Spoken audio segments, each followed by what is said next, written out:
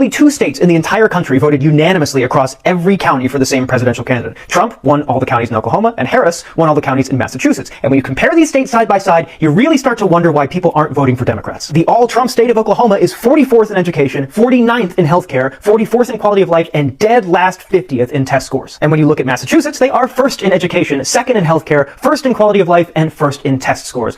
Kind of hard to argue for Oklahoma here. And it's not just about who they voted for in the election. This is a Republican-run state, and these are the results of that Republican leadership. And this is a state run by Democrats, and those are the results of a state run by Democrats. And if you look at other red states, you'll find the same exact low-quality outcomes you see here. And if you look at other substantially blue states like Massachusetts, you'll see similar outcomes to what you see there, because Democratic policies work and Republican policies don't. Because Republican policies go, I don't want to spend any money on anything, we're just going to hope it all works out. It doesn't. And Democratic places go, we need to spend money on basic infrastructure to support people. And what do you know? That works out. So here is a question that has puzzled political experts for decades. Why do poor white MAGA voters keep supporting politicians and movements that actively makes their lives harder? Why do they constantly vote for policies that cut their health care, defund their schools, weaken their unions, and strip away opportunities for their own children, while billionaires and corporations get richer off the system? At first glance, it seems unbelievable. You'd expect voters to support policies that improve their lives, right? But instead, many double down on movement that promises cultural pride and identity while quietly taking away their economic security. And the real reason behind this is far more shocking and far more manipulative than most people want to admit. I live in a blue state, but I live in the most red county of that state. And I constantly hear in my circles how much better red states and red counties do than blue states and counties. So let's compare. In 2024, only 2 states voted unanimously. Oklahoma voted all red, 44th in education, 49th in healthcare, 44th in quality of life, 50th in test scores, and top 10 worst poverty. Massachusetts, on the other hand, voted all blue. 1st in education, 2nd in healthcare, 1st in quality of life, 1st in test scores, and top 10 least poverty. That ends the fucking debate right there alone. It's pretty fucking clear who has the better policies. Stop arguing for your team and stop coming up with nonsense. Read the facts and come up with a conclusion after. Stop starting with a conclusion and trying to cherry pick bullshit fucking facts that support your narrative. My problem is that these people, these MAGA voters, they vote for like billionaires, and there is this worship and idolatry of it, and it makes them feel empowered to vote against their own interests. And it's a really interesting case study. I didn't know anything about Trump's policies. I just voted for him. Nah, MAGA, you can't get away with that with me. Right? Because you were too loud before the election about how it was going to make the country better. So when you hear MAGA say things like that, you know what that is? That's somebody that's a coward. They're afraid to stand up and align themselves visually, right? For everybody to know, with all the crappy shit you see happening right now, they know it doesn't look good, but they don't have the backbone to still align themselves with it. So now it becomes, I didn't know no better. You knew enough to be loud about it before the election, so I know enough about it to keep calling you out on it now. Stop making these people feel comfortable. The problem is people like MAGA folk who go all in on stuff like that, and then when it gets really, really bad, they want to act like, well, I didn't know any better. You're not a child. You're a grown-ass adult. You're not a child. So I'm not going to treat you like one. And what do conservatives always talk about? Personal responsibility. And that's what I expect you to have too. But I'm not going to let any MAGA get away with, I didn't know. Well, you should have known, or you should have stayed your ass at home. Woke libs say I voted for this? Goddamn right. Lost my health care, but I'm fine owning the libs. Millionaires need my money more than me.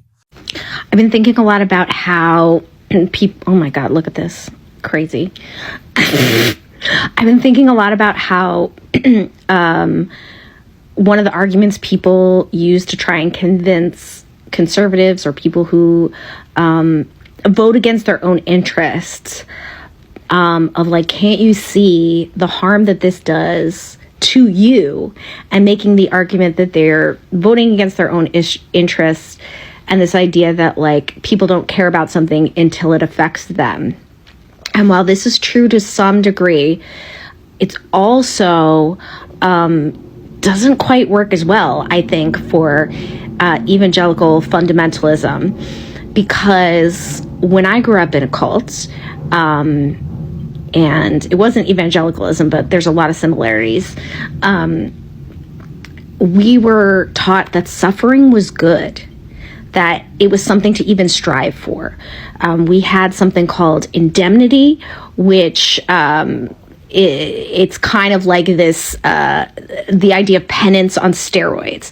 Like, not only do you suffer in order to pay for your own sins, but you're paying for the sins of your ancestors and your family, and also you can like pay it forward. So any suffering you're going through now might be because you're going to get extra blessings later. And it's like this condition that you have to go through of suffering now. So fundamentalism conditions you to accept suffering.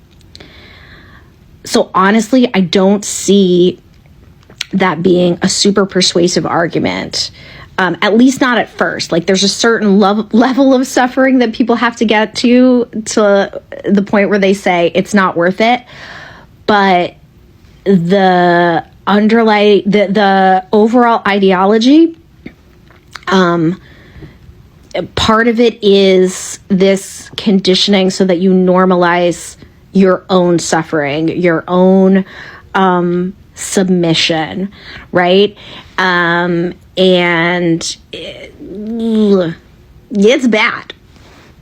So what do we do? If that argument doesn't work, if people can't even look at their own suffering as a barometer for what is good and bad, because you're also taught not to trust your own instincts, to push down any intrinsic sort of moral compass, and to be guided only by the mission and what you are told is the right thing to do, because the bigger plan is what matters. Your own personal suffering or thing that you're going through is less important than the big picture plan that they want to implement. And there's no easy answer for this. I think it's really hard. And anybody who has studied thought reform, cults, anything like this, they will tell you it is not a one-size-fits-all solution. It is not easy. There is no formula. It is really, really difficult. Though one of the things that was really powerful for me was being able to hear the perspective and the stories of the people who had left. When I was a kid, we were really cut off from ex-members. We didn't have the internet. We did have the internet, but it was like, 90s internet. And it was really hard to find community in the same way. And so people who left just disappeared and we didn't hear from them. And the only narrative we had was what we were told by other cult members. So finally getting able to hear those voices of hearing people's stories, why they left and how they're doing now, was really important. And really those voices are so powerful and so unique because they understand. If you have been in that same group, that person understands what it's like to be there. They have been through all of the same sort of physical and emotional things. They know the vocabulary. They know the stakes. And being able to see their thought process and to see that it's possible is a really powerful thing. So I think it's going to be really important to lift up the voices of ex-MAGA if they're out there, people who are maybe like, whoa, I got real caught up in this. Just recently, Pam Heppel, she was arrested for storming the Capitol. One of the people that Trump pardoned, she denied that pardon and said that she had changed her mind and reflected and realized that she was in a cult. So I'm hoping to see more stories like this. And I think we should applaud these voices and really give them a big platform. Imagine being a teacher or a principal in a school in a red state, which depends on funding, federal funding from the Department of Education, and still voting for Donald Trump.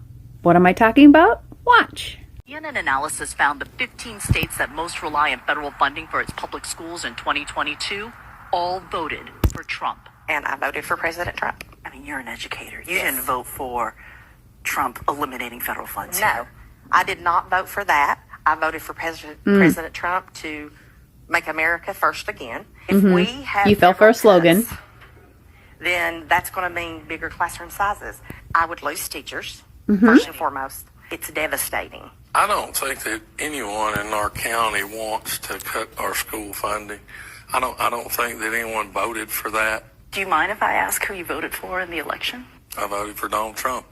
We all know and understand that red states, the education is abysmal, that they are always on the bottom of the docket when it comes to test scores, reading levels.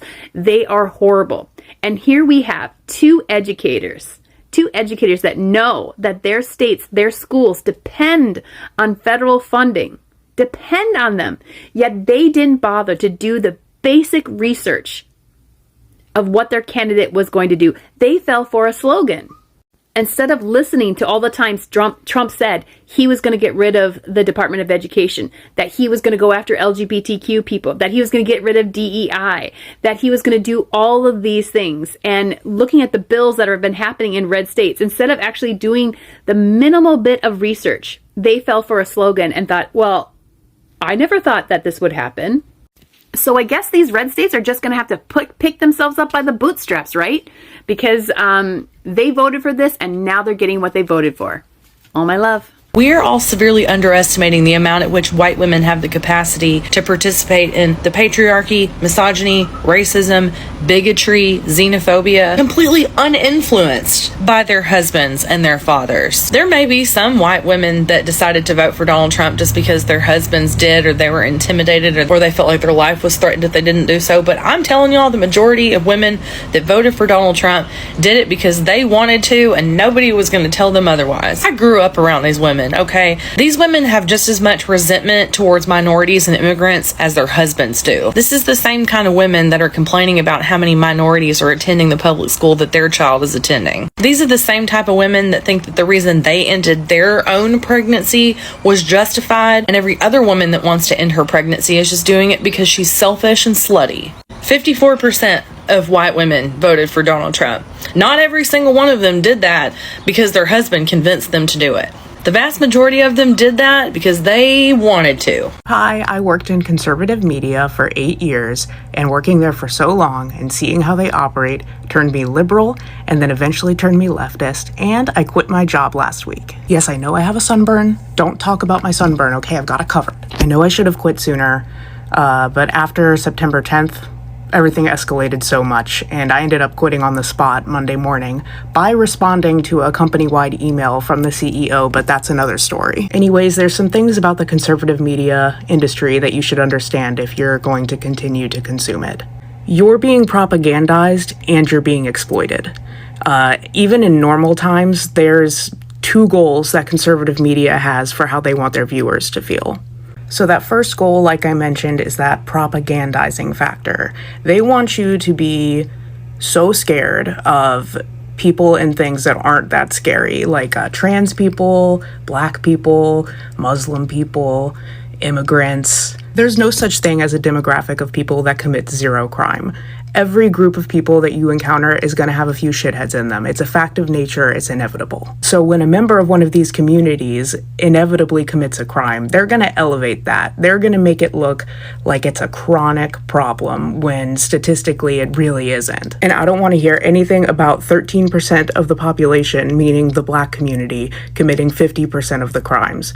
It's demonstrably false. The only reason that the numbers are higher at all with Black people is because their neighborhoods and communities are over-policed. Sometimes they'll just make shit up, like the Haitian people eating people's pets. Like, that just wasn't happening, but it doesn't matter that it didn't happen because they propagandized you all into believing it. It is designed to scare you and to make you look to them, to their network for comfort. They strategize about what to make a big deal out of next to whip up the base.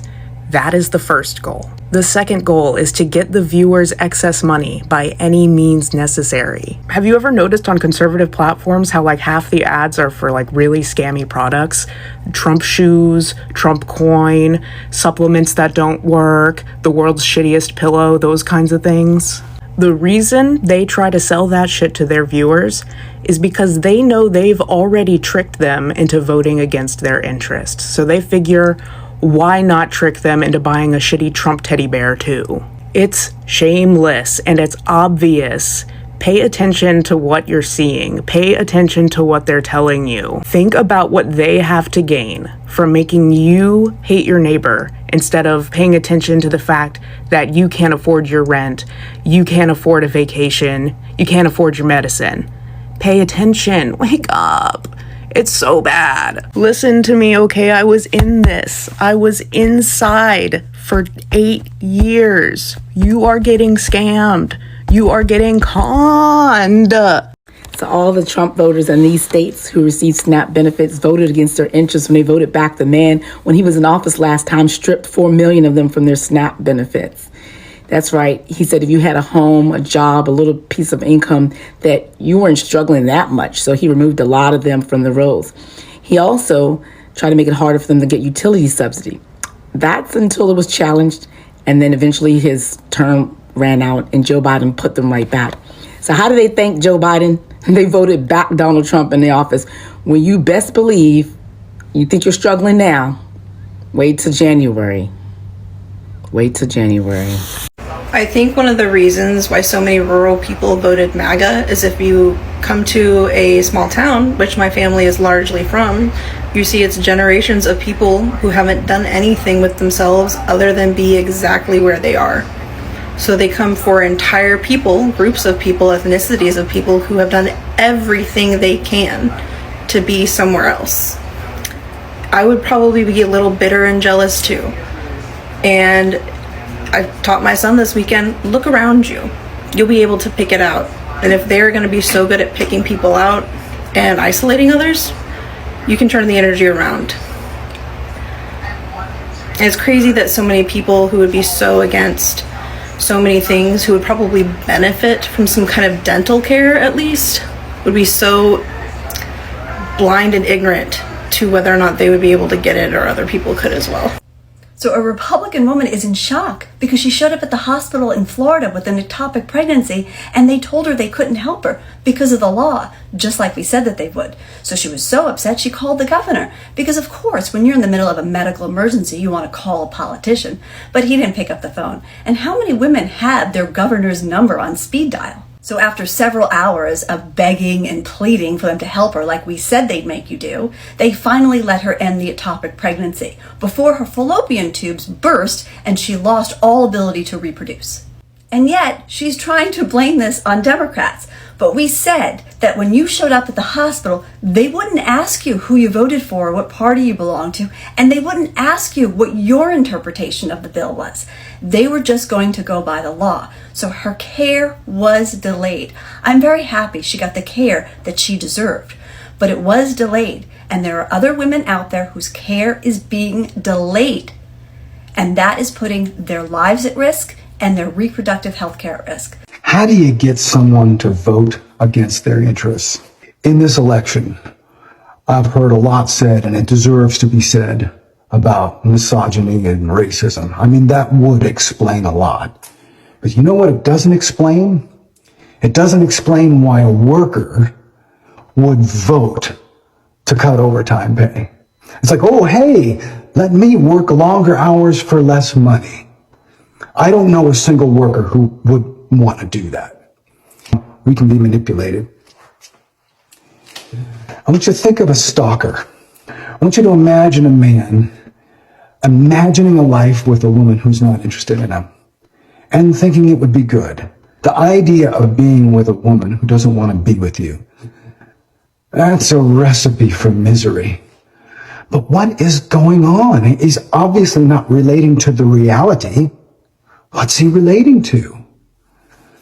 I would say he's relating to the story in his mind that's inducing feeling in himself. That's my best guess, my hypothesis. Well, any of you have ever had a fantasy that gave you joy, that excited you, that made you angry, was erotic?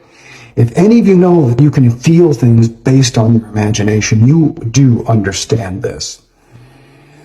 And then it's about people pulling those imaginary strings, like Bernie Madoff, who pulled the strings of the people he manipulated by showing himself in opulent buildings and being with famous people and presidents. I mean, these were all symbolic things. The thing is that symbols we add the meaning to. Back to our stalker. The joy in his life that he is imagining, that never fucking happened. But when he attempts to reach out to the woman he's interested in, and she rejects him, it's like, for him, she's destroyed his happiness. When it never fucking happened. People relating not to the world, but to things they think about the world. And this is vital. Our minds do not talk to our bodies in language. Our mind talks to our bodies in impulses that we feel. And because the feeling is real, we're tempted to think the story is real. We use the feeling as evidence when it's not evidence of anything. Why this is missed is almost astonishing, but if you think about it, every time you've stubbed your toe, your image of the world was falsified by reality. Well, I can't help but think that there's a reality that's coming our way soon that is going to falsify the image of the world that a lot of conservatives have had. There's what they think it's going to be, and then there's what it's going to be. Why am I using this story to try to understand? It gives people a way out. You can always fall back to the facts. You can't fall back to what never happened, but you can fall back to the facts and begin again. Like when you fuck around and find out and the pain makes you think and you change. Like that. And we're going to need people to change. It's going to be hard not to rub their nose in it. Did you learn your lesson? Some people you have to turn your back on because what they're doing is too destructive. Some people are so involved in an addiction, you just simply have to withdraw from them. So if you're going to do that, you're going to do that on your own. I can't condone that. Because you're helpless. Everything you try to do is useless. It's just a waste of time. Plus, you're their victim. The other thing about this story is so many of people who are liberal and progressive, they speak in abstractions, which means the person that's hearing, they've got to go from something that doesn't exist in the real world, in the mind. It's a principle, like justice. And they've got to make the jump all the way down to the concrete. With my example of the stalker here, what I'm actually doing is giving people a concrete they've probably been familiar with in some form, either themselves or somebody else. And they're making the jump from that to the principle, to the generalization. Anybody with a mind is susceptible to this kind of manipulation, and it's happening through our devices. I mean, way more than we want to admit. The more we learn about how these strings are being pulled, the better we can adapt to it. And we're going to have to adapt, and we're behind the curve. Because there's a whole lot of people who voted against themselves. And they don't know it yet, but they will. Poor white MAGA voters often see themselves as defenders of a way of life. that's disappearing. In struggling towns where factories closed, jobs vanished, and opportunities dried up, many feel ignored by mainstream politicians. Along comes a populist message that doesn't fix their problem, but gives them someone to blame. Immigrants, minorities, urban elites, or even the deep state. Instead of asking why wages strangulate or why billionaires pay less in taxes than their workers, they are told their suffering is because someone else is stealing their share of the American dream. This is the genius and the cruelty of MAGA politics. It weaponizes resentment, not solution. It tells poor white voters that they are the victims, but not victims of Wall Street, not victims of corporate greed, not victims of an unfair system. Instead, they are told they are victims of cultural change, of diversity, of progress. And, by rallying around that narratives, they feel empowered, even though in reality, they are voting away the very tools, healthcare, affordable education, stronger labor rights that could actually, lift them out of poverty. What makes it even more unbelievable is how this cycle keeps repeating itself. Every election season, promises are made to bring jobs back or to take America back. But in practice, policies, pushed by MAGA politicians are almost always tilted towards the rich and the wealthy. Massive tax cuts for billionaires, deregulation that harms workers, and cuts to essential programs that rural and poor communities actually rely on.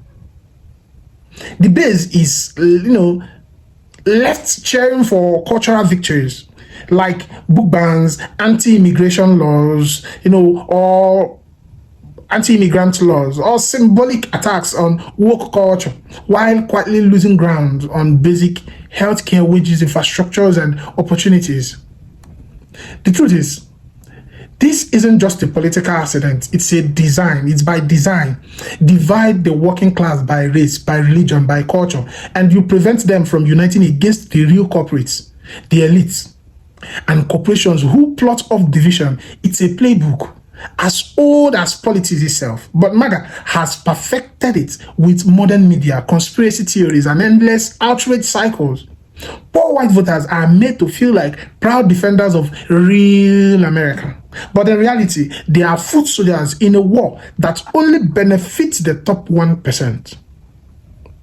And that leaves us with, the big questions. Why does this cycle keep working? Why do poor white MAGA voters continue to choose identity politics over economic realities?